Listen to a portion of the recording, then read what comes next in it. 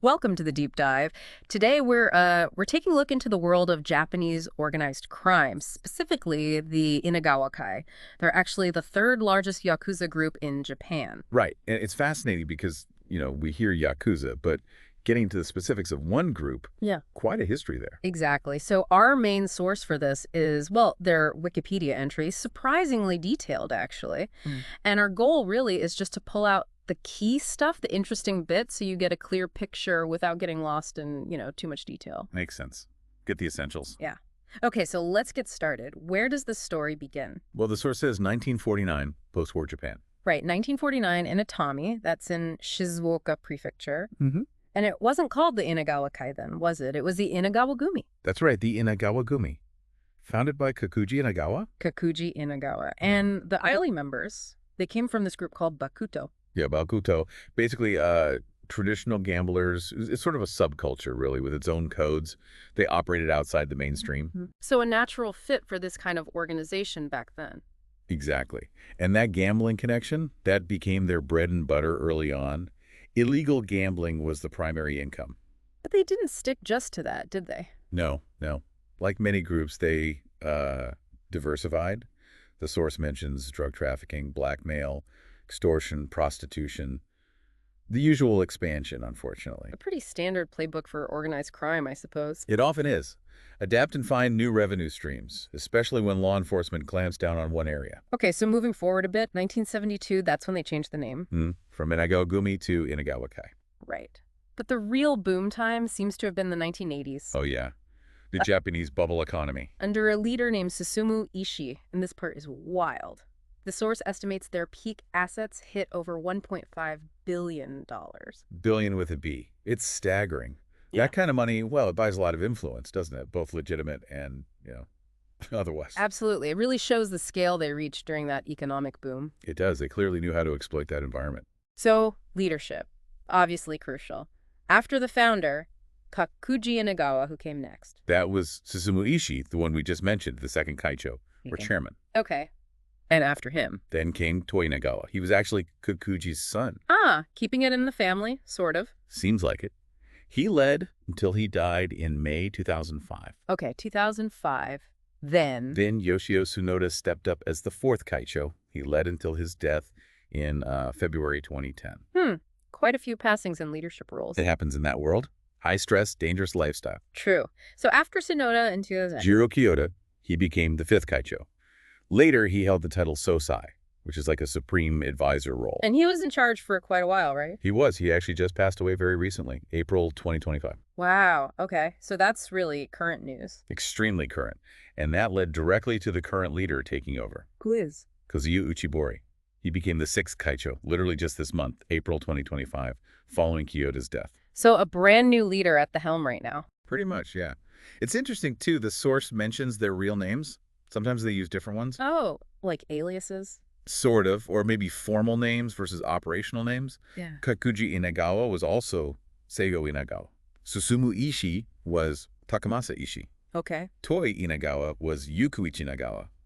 Jiro Kyoto, the recent one, his real name was apparently Shin Byung-kyu. Interesting. And the new guy, Kazuyo Uchibori, is also known as Kazuo Uchibori. Gives you a little peek behind the curtain, doesn't it? It does. It's not just a title. There's a person, a history there. And besides these top leaders, the Kaicho, the source, mentions some other key figures from the 20th century. Right, some historical heavy hitters. Yeah, names like Tatsuo Deguchi, he had a great nickname, Moroccan Tatsu. Moroccan Tatsu. Wonder where that came from. Me too. Yeah. And Kingo Yoshimizu, Kijun Inoue, Takamasa Ishii again, Haruki Sho, Kichiro Hayashi. A whole roster. Yeah. Deguchi, though, Moroccan Tatsu, was apparently a really important early underboss. These guys must have been instrumental in building the organization back in the day. Yeah. Undoubtedly. Establishing territory, networks, reputation. All that groundwork. Speaking of territory, where are they mainly based? The Kanto region.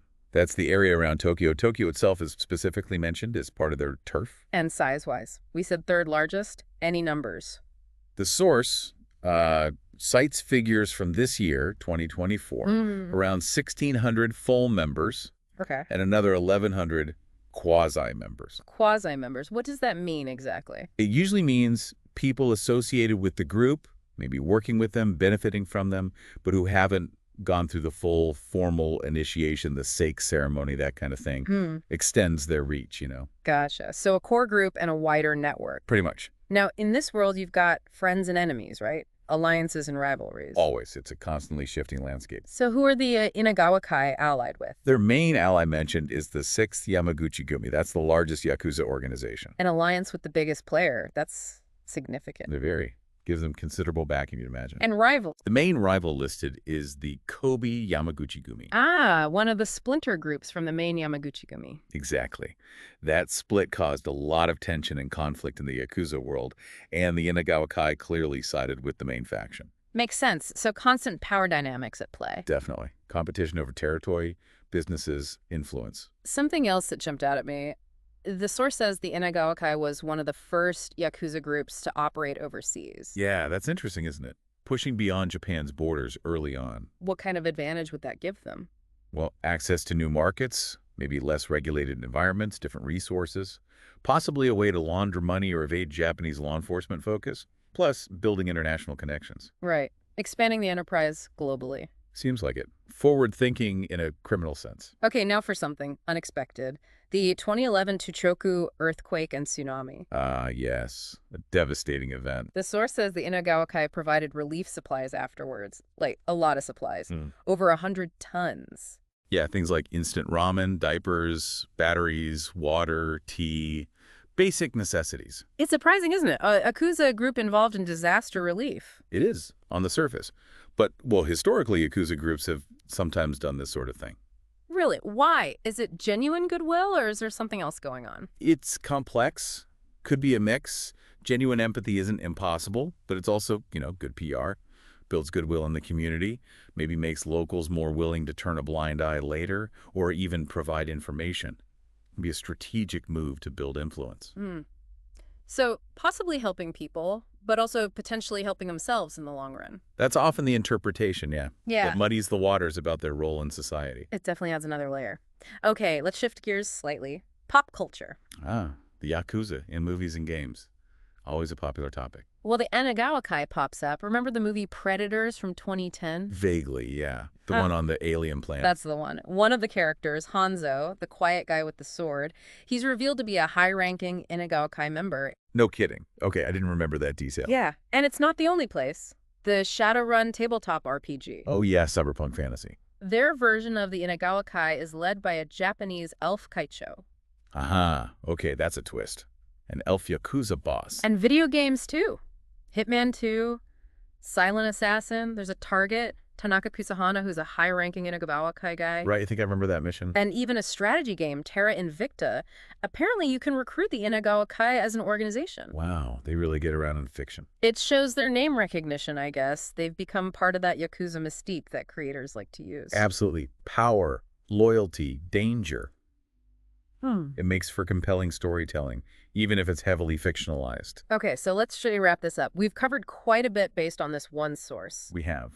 From the founding in 49. Right, Kikuji Inagawa, the Bakuto roots, starting with gambling. To that huge growth under Susumu Ishii in the 80s, the name change. The succession of leaders, including the very recent change with Kazuya Uchibori taking over just now. Their base in Kanchu. The alliances and rivalries, especially with the Yamaguchi-gumi factions. Their early move overseas, that surprising bit about disaster relief, and even showing up in movies and games. It paints a picture of a long-lasting, adaptable, and significant organization within that world. Definitely. So that brings us to a final thought, maybe something for you, the listener, to chew on. Considering this long history, the changes, the adaptations, what does the future actually hold for a group like the Inagawa-kai? Society's changing, Japan's changing. Yeah, the pressures on these groups are different now. Legal crackdowns, aging membership, societal views. And that involvement in things like disaster relief. What does that really tell us? Is it just PR, or does it hint at some other, maybe less obvious role they play or want to play in society? The fascinating question, where do they fit in going forward? Something to think about. Anyway, that's our deep dive for today. Thanks for joining us.